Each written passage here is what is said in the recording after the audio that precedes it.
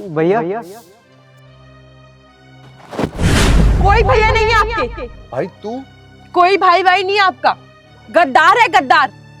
अरे आपने इसके लिए कितना कुछ किया, कहां कहां हाथ पैर जोड़े, किस किस से कर्जा मांगे, तब इसको आपने शहर भेजा पढ़ने के लिए, अपना बिजनेस करने के लिए। लेकिन उसके बाद इसने क्या किया, हमको ही भूल गए। तुम्हें पता भी है तुम्हारे भैया कहां कहां जाके गिड़गिड़ाए, किस किस से पैसे मांगे, नाक रगड़ी, सिर्फ तुम्हारे लिए कि तुम्हें पैसे दे सके और तुम्हें शहर भेज सके, तुम्हें अपना बिजनेस जो स्टार्ट करना था। लेकिन तुमने क्या किया, तुम तो हमें ही भूल गए। एक बार भैया भाभी की याद नहीं आई तुम्हें? भाभी, आप जैसा सोच रही हैं वैसा कुछ नहीं है। बिल्कुल सही बोल रही हूँ मैं। आज तुम्हारी वजह से हमारे ये हालात है। हम यहाँ झुग्गी झोपड़ी में रह रहे हैं, सिर्फ तुम्हारे कारण। अगर तुमको हमने पैसे ना दिए होते ना, तो आज हमारी परिस्थिति ऐसे नहीं होती। लेकिन तुम्हारे भैया ने बस तुम्हारे बारे में सोचा, तुम्हारे भविष्य के बारे में सोचा।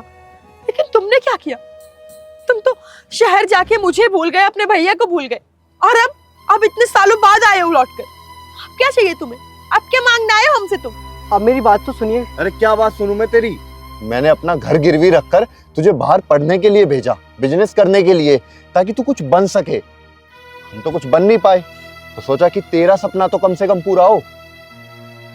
पर तूने क्या किया? बाहर जाने के बाद भूल गया कौन भैया कौन भाभी, बस अपनी जिंदगी में व्यस्त हो गया। हम चाहे किसी भी हालात में कहीं भी रहे, कुछ भी करें।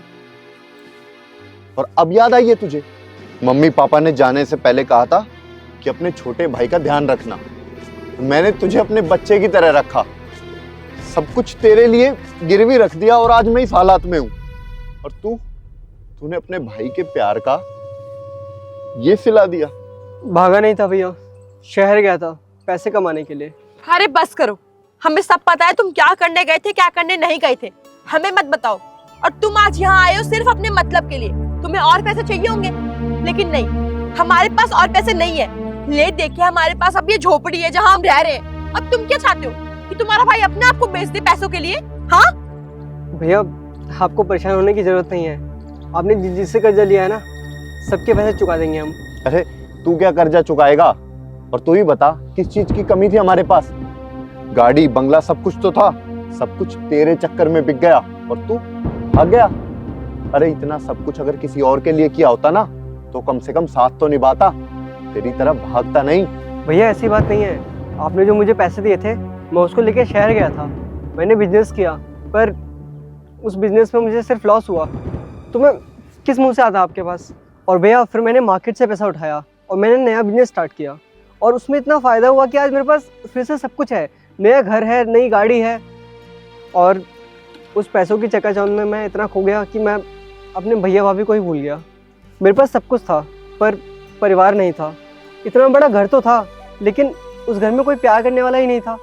फिर मुझे आप दोनों की याद आई। मैं पुराने घर भी गया था, पर वहाँ पे कोई था ही नहीं। फिर मुझे पता चला कि वो घर तो बिक गया है। आपको पता है भैया, मैंने आप दोनों को बहुत ढूंढा, मैंने सबसे पूछा। फिर मुझे कहीं से पता चला कि आप दोनों यहाँ रहते हो। फिर मैं आपको ढूंढते ढूंढते यहाँ आ गया। मैं सब जानता हूँ भैया, जो आप लोगों ने सहा है, आप दोनों उसके हकदार नहीं थे, इसलिए अब मैं आ गया हूँ। अब सब कुछ ठीक कर देंगे भाभी।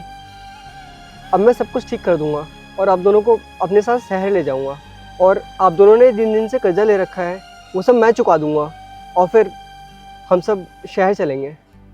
हो सके तो मुझे माफ़ कर देना भैया, मैं आपके पैर पड़ता हो गया, मुझे माफ़ कर देना। माफी मत मांग, तू तो मेरा छोटा भाई है। और मैं तो बस तुझसे इसलिए नाराज था क्योंकि तू हमें छोड़कर चला गया। मुझे तेरे पैसे नहीं चाहिए और कुछ भी नहीं चाहिए, बस मुझे तो तेरा साथ और सपोर्ट चाहिए। अब तो कभी छोड़कर नहीं जाएगा ना? नहीं भैया, अब कभी छोड़ कर जाऊँगा आपको, आई प्रॉमिस। आजा, चल खाना खाते हैं दोनों भाई, बहुत दिनों बाद साथ में। खाना डाल दो।